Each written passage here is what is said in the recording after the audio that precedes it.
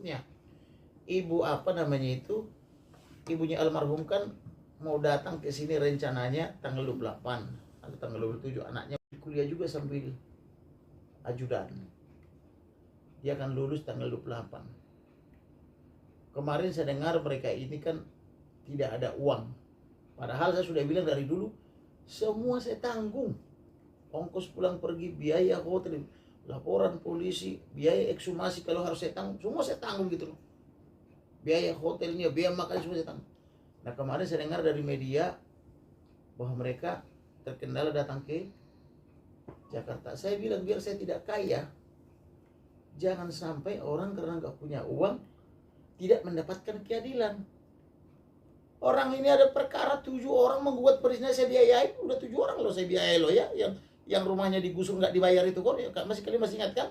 Yang di apa itu, yang di Bekasi Timur, sekarang udah di Mahkamah Agung. 2 sudah kita menangkan, bahkan udah dibayar kemarin itu karena sudah menang kita. Yang saya gugat itu presiden, menteri ATR BPN, menteri perhubungan, kemudian ada juga digugatan satu lagi menteri apa itu, PUPR, ada juga yang di Jawa Barat, di Bogor itu sampai gubernur, bupatinya saya gugat. Itu saya biayai semua, saya yang keluar uang karena itu orang-orang susah. Dimana waktu itu sesuai anjuran Organisasi Kesehatan Dunia, semua orang harus work from home atau stay at home, tetapi presiden bersama jajarannya justru apa namanya itu menggusur rumahnya tanpa dikasih 1 rupiah pun. Nggak dikasih 1 rupiah pun mereka. Oleh karena itu saya gugat, saya biayai. Bayangkan sidangnya itu 1 tahun lebih sampai 2 tahun. Saya biayai kok. Itu, mohon maaf saya tidak bermaksud bicara sukuisme ya atau rasisme. Itu orang-orang Sunda, orang Jawa saya biayai. Ada orang Madura saya biayai. Gratis. Apalagi ini, beres saya. Saya kan Simanjuntak, yang meninggal kan anaknya baru Simanjuntak, ya pasti saya biayai lah. Maka oleh karena itu kalau ibunya almarhum apa namanya, atau ayahnya mau ikut nanti ke wisuda itu, pasti saya biayai. Tadi gue sudah tanya, mana yang kalian pilih? Datang ke Jakarta, kalau nggak salah ya dari Pondok Cabe ya, Universitas Terbukanya itu.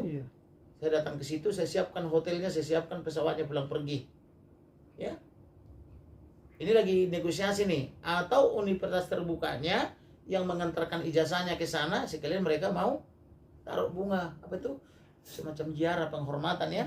Ini kita lagi diskusi nih. Kalau saya lebih senang mereka datang ke sini, tetapi dari kampus juga saya dengar punya kepentingan juga, pengen ziarah ke tempat apa namanya itu kuburannya itu. Tapi yang manapun yang terjadi, saya siap menanggung itu. Itulah komitmen saya. Saya tidak kaya. Tapi saya sudah bilang, saya akan berkorban untuk mendapatkan keadilan itu. Jangan sampai karena tak ada uang, tak ada keadilan. Itulah komitmen saya.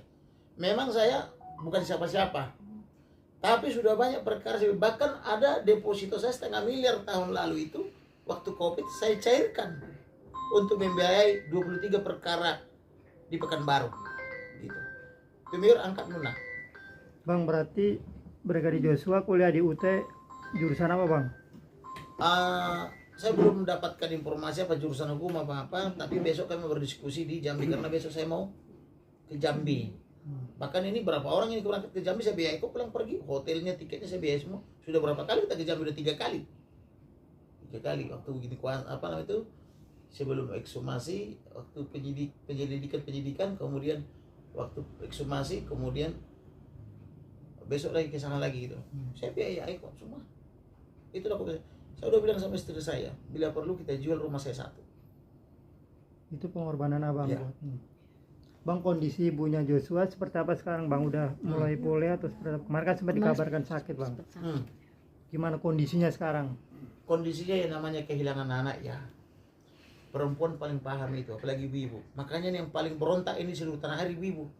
Saya ke kemana-mana itu dipeluk ibu-ibu itu loh, karena saya suka candain, suamimu udah ikhlas belum peluk saya segitu ini ya.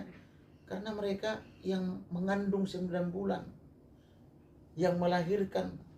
Mungkin kalian belum pernah melihat ibu melahirkan, kan saya udah pernah lihat istri saya susahnya minta ampun. Kalau operasi sesar sih nggak terlalu susah ya, tapi kalau melahirkan normal, kebetulan saya pernah, istri saya melahirkan di rumah sakit yang sangat bagus, tapi kehabisan dokter karena menjelang tanggal 9 bulan 9, anak saya lahir tanggal 8 bulan 9, sekian menit lagi langsung tanggal 9 itu. Jadi antri rumah sakit itu, sehingga ketika mau melahirkan kekurangan dokter tengah malam, maka saya yang bantu melahirkan, padahal saya nggak punya pengalaman sebagai dokter SPOG, tapi saya bantu melahirkan istri saya. Saya lihat begitu sulit sekali untuk melahirkan ibu itu.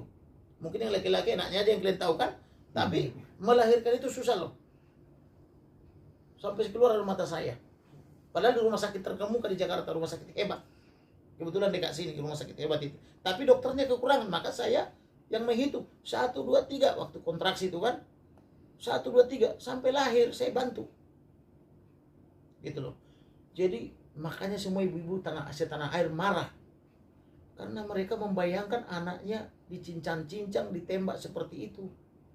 Kemudian anak itu disusui, disuapi, dikasih makan. Sekarang lagi makan pun, mak dia lagi buang air besar itu, anak itu dia tinggalkan makanannya, dibersihkan gitu loh. Itulah ibu-ibu. Kemudian dibesarkan, saat di sekolah diantar jemput, jadi dia dapat pekerjaan. Baru dia kerja dibunuh sama bosnya. Pakai seragam kadip propam pula, coba bayangkan pembunuhan itu sadisnya. Yang membunuh ini pakai seragam Polri, pakai seragam kadip propam, kalau kalian di CCTV itu kan.